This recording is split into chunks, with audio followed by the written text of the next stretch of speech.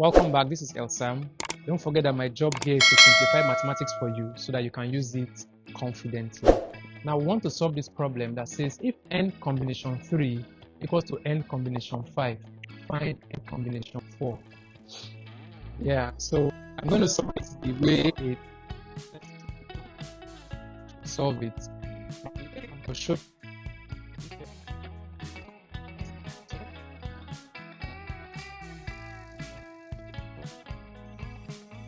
first, okay? So solution.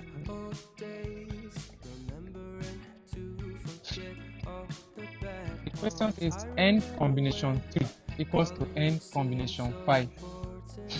nN3 5. I know you are wondering, is that possible? Of course it is. It's combination. Now, how do you resolve a combination?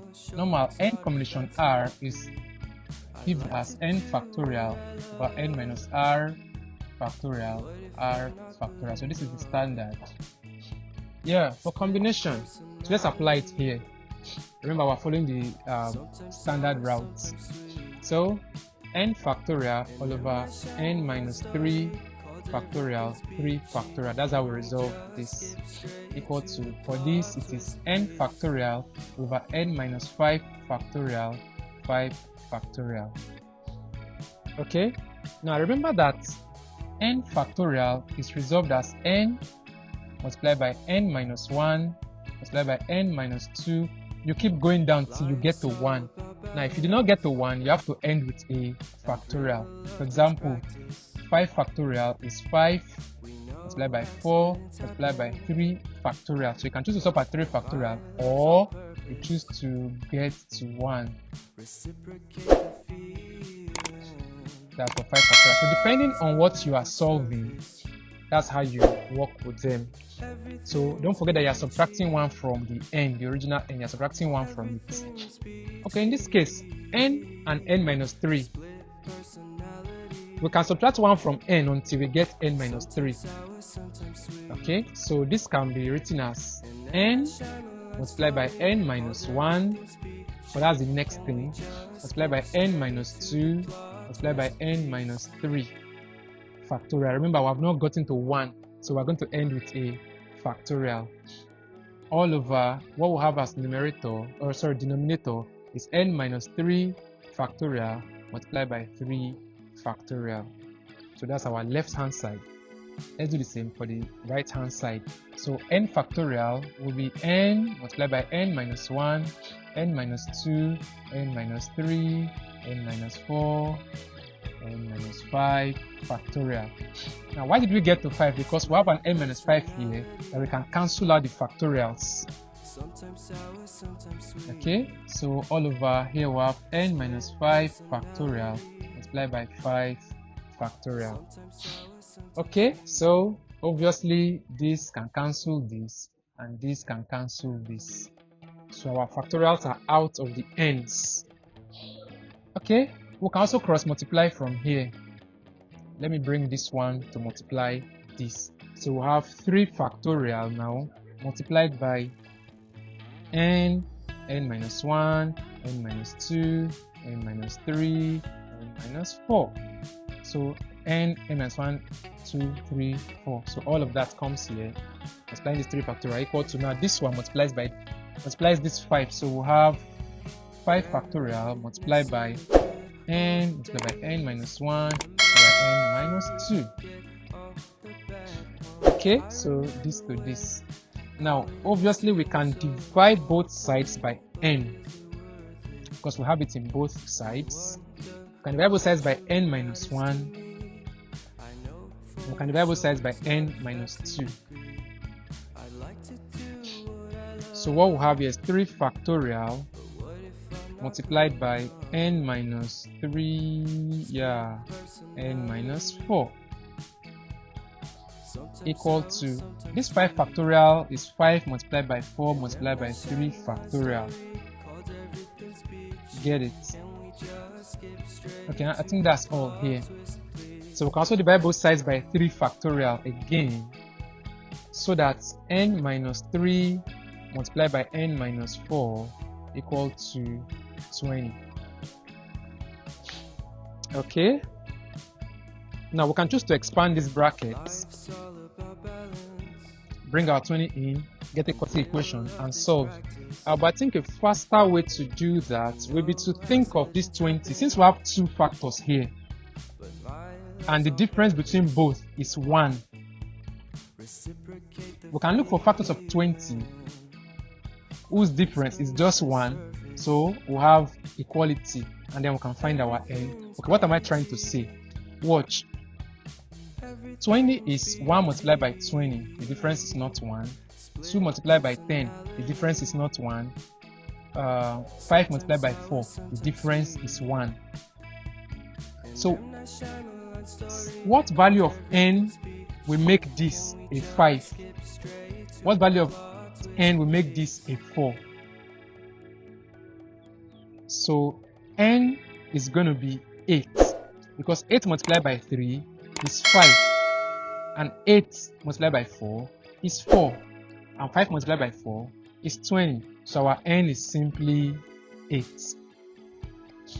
Okay, and then if you don't like how I did mine, you can go ahead to expand this bracket, which you are going to get n squared minus 7n plus 12 equal to 20. So if you go ahead to expand this bracket, you will get this, and then you have n squared minus 7n minus 8 equal to 0.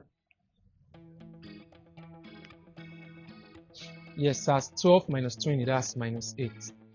Okay, so we can factorize from here equals 0. Remember, if you n multiply by n, remember first and first will give you this first, right? N squared. And 8 is 8 multiplied by 1, that will give you 8. But remember, if you multiply the outer items, that's n multiplied by 1, that's 1n. n multiplied by 8, that's 8n. If you add them together, the answer should be this middle term. So for us to get minus 7, we need a minus 8 and a plus 1. So minus 8 and a plus 1. So these are the factors. So from here, if a product is equal to 0, it is either the first, that's n minus 8 equals 0, or the next, n plus 1 equals 0. And from here, n equal to 8 or n equal to minus 1. So this one is definitely out of the way, because we're working with factorials, and at this level we're dealing with positive integers. So our n is equal to 8. Okay, the same 8 we got using this method. Now the question says find n combination 4.